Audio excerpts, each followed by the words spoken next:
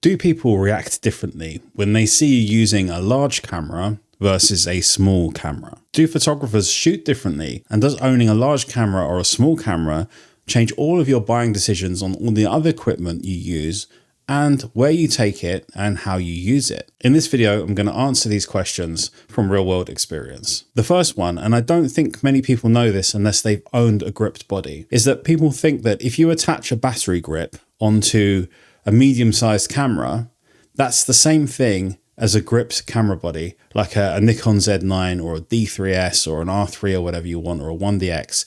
It is not the same thing. And the reason it's not the same thing is because they are balanced differently. They've moved, I think, probably the lens mount and the center of gravity, so the camera falls into your hand. It falls into it, not away from it. When you put a battery grip on a medium-sized camera body, what happens is it sticks out when you're using it in portrait orientation, and the whole thing just pulls on your wrist the entire time. The most comfortable shooting experience with any camera is a gripped camera body in portrait orientation. I wanted to mention this because I just don't think people know that difference and they don't understand it. So the first point, let's get on to, do people treat you differently?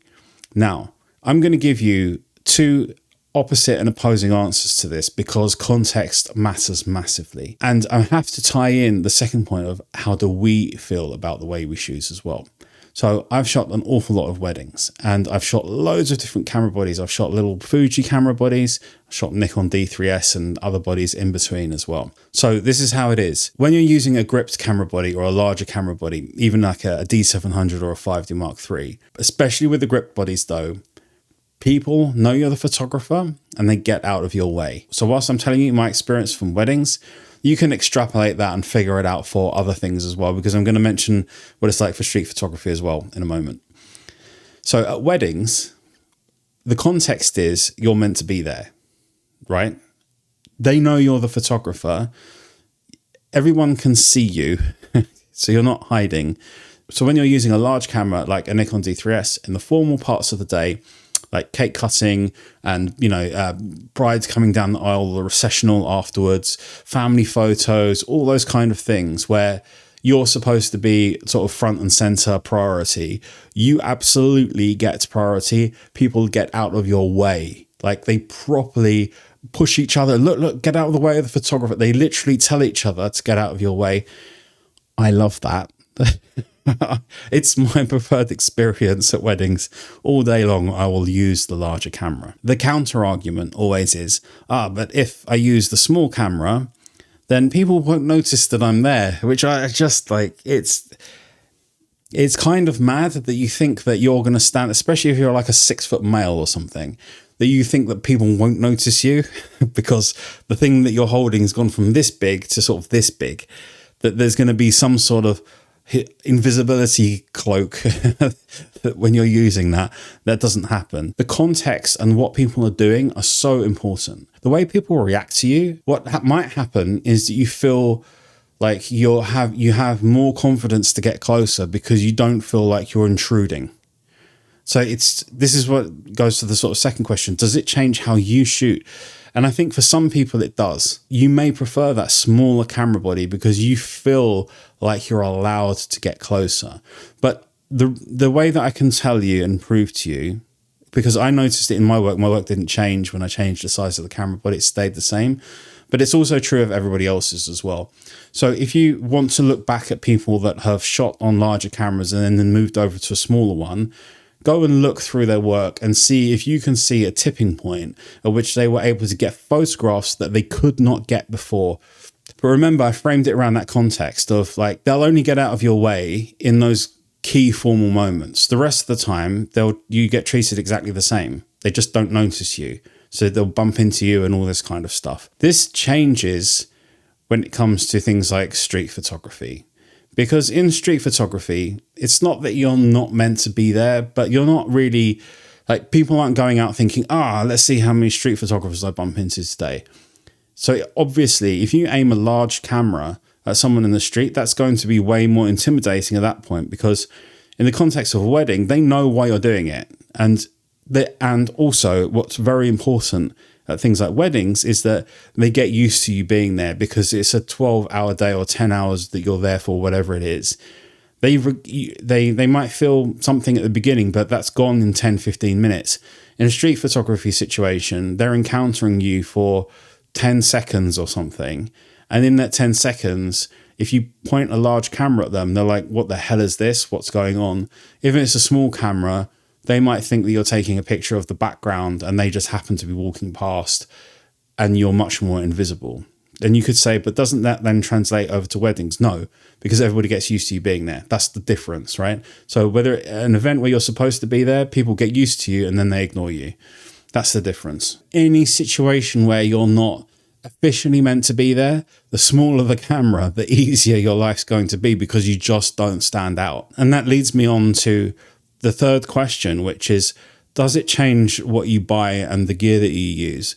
And the answer is yes. And this is where I think things get tricky. So what I see happening most, and I can tell you this from the comments that I get as well, is that people that own a large camera body, they end up buying a small camera body. When it comes to traveling and doing things that are for themselves, that need to have a smaller kit, they end up buying everything smaller. So they get those pancake primes or the 1.8 prime lenses or smaller ones. And then what happens over time is that they realize that that small camera setup can essentially do everything that the big camera can do. And then the big camera is expensive and just doesn't quite get used that much. And I see this happening from the middle to small range as well, or even just the slightly small. And I've done it myself, Z8 to Z6 III as a move, because whilst the Z8 is better, I was picking up the Z6 III all the time because it's 90 to 95% the same camera, but it is smaller, it's lighter, it's easier to pack, and you end up then feeling okay about putting a 1.8 prime or not a 1.2. And then you start thinking, do I really need that expensive 1.2? Maybe I'm okay with a 1.8. So my advice for you, if you're thinking about buying cameras and the size of the camera and the cost of the camera is something that affects you, which it probably is for most people, right? I would say buy the smallest, most capable camera that does the things that you need it to do. As you spend more money and you get bigger and heavier, but sort of a little bit more advanced, the return on investment is so small. And I think it's mad. Like when we look at companies like Nikon bringing out that Z5 II, that's such a capable camera right now. When you compare it to what's available at the higher prices, you're just not getting much more for your money for most people. So don't spend so much on your camera gear. Buy the smaller stuff. But if you liked the way that my pictures looks in this, and maybe you like the way that I think and talk about cameras in general, I have a series of free ebooks. They're free to download. You can just get them. They're on my website and the links are down below. And they talk through different things like outdoor portrait photography and how to find good lighting. They talk through my studio portrait photography lighting setups. And they also talk through things like composition and architectural photography, contextual composition as well.